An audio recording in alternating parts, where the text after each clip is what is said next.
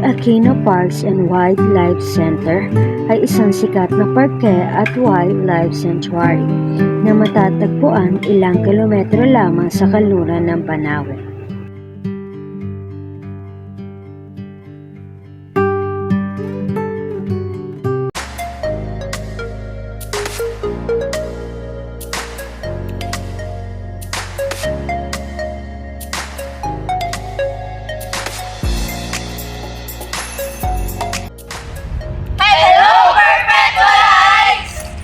Nandito kami sa Ninoy Aquino Parks and Wildlife Center. Nandito rin kami upang pasyalan itong lugar na to sa unang pagkakataon. Nandito rin ang mga wildlife animals na endemic na.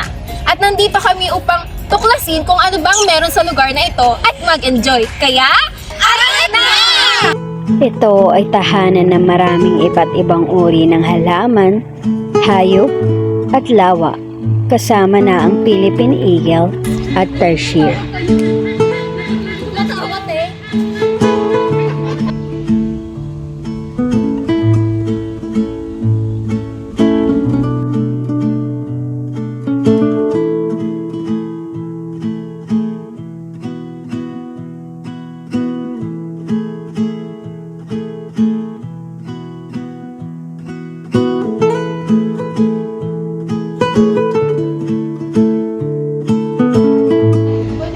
Ang entrance fee para sa mga matatanda ay 30 pesos, habang ang mga bata at estudyante naman ay 15 pesos.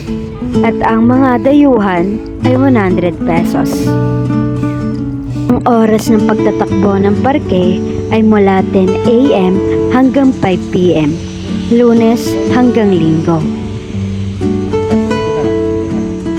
Maaari kayong bumisita tuwing katapusan ng linggo o holiday. Maganda kung darating kayo na maaga upang maiwasan na maraming tao at makapunta sa mga gandang lugar para sa picnic at fishing.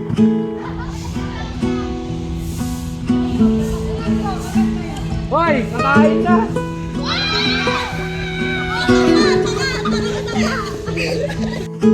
Ginawa itong magandang lugar na ito para sa mga pamilya at kaibigan o kahit sino man ang mahal mo sa buhay, upang magkaroon ng bonding at para sa mga taong mahilig sa kalikasan, hayop at lawa.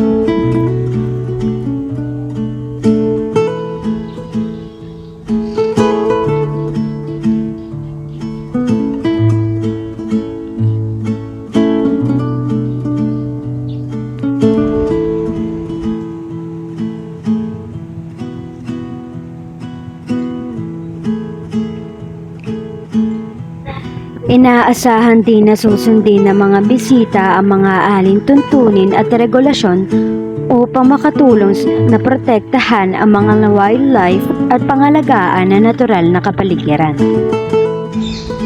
Ang isa sa mga pangunahing atraksyon ng parke ay isang wildlife rescue center na nagbibigay ng pangangalaga ng medikal at rehabilitasyon para sa mga hayop na nailigtas mula sa mga illegal na wildlife o mula sa mga iba pang nakakakilabot na mga sitwasyon.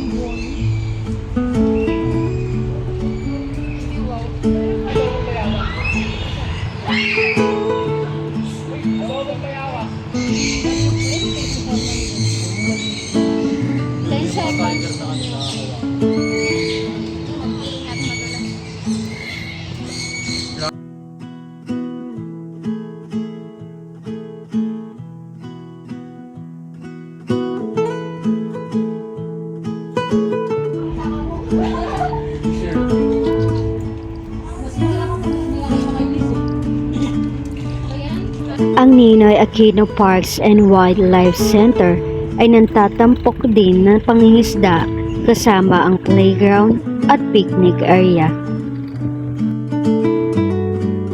Ito ay orihinal na itinayo bilang isang zoological at botanical garden noong 1950s.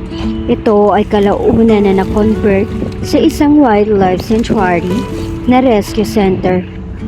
Ang mga figure ng parke ay nagtutulak ng isang hanay ng mga species ng halaman at hayop kabilang ang maraming endemic and endangered species ng mga ibon, reptiles at mammals.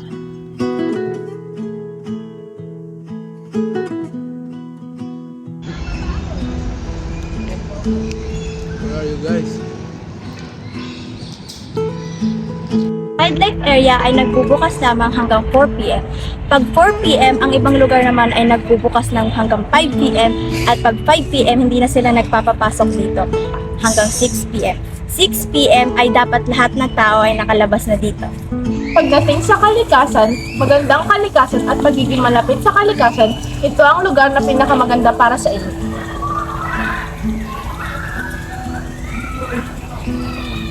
Sa sobrang laki ng lugar na ito ay mapapagod ka talaga sa kakalakad. Naiisip nyo na maliit lang ito, pero sa totoo lang, sobrang laki ng lugar na ito. Sobrang laki ng park na ito.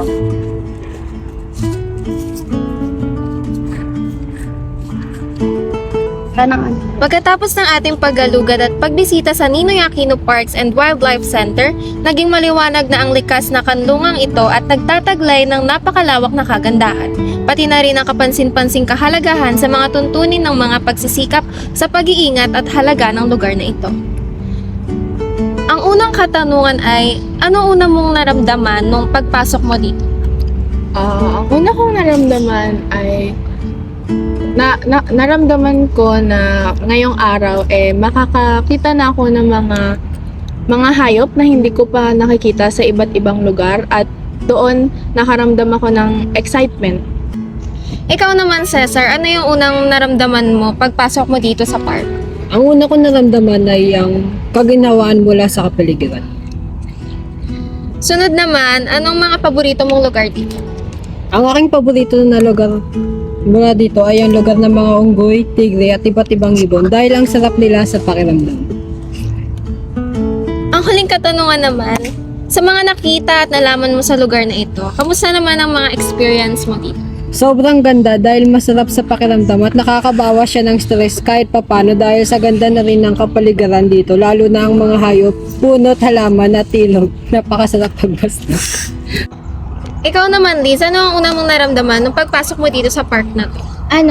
Ako naman, narelax ako kasi sa tingin ko maaliwalas dito. Tapos marirelax ako kahit sa tingin ko, parang first time ko dito. So marirelax ako kasi nga yung first time ko lang mapuntahan yung ganito with friends. Pangalawa naman, ano naman ang paborito mong lugar dito sa park?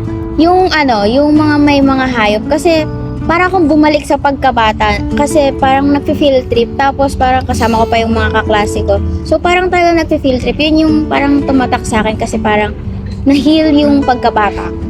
Okay, ang panghuling katanungan naman, sa mga nakita at nalaman mo sa lugar na ito, kamusta naman ang mga experience mo? Ako na-enjoy ko kasi nga ngayon na lang ulit ako nakabalik sa ganitong lugar.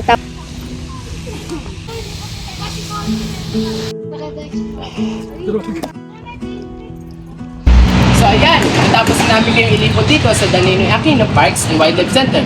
Kamangha-mangha at napakalinis ng hangin at napakaliwalas sa lugar na ito. Kaya, paalam!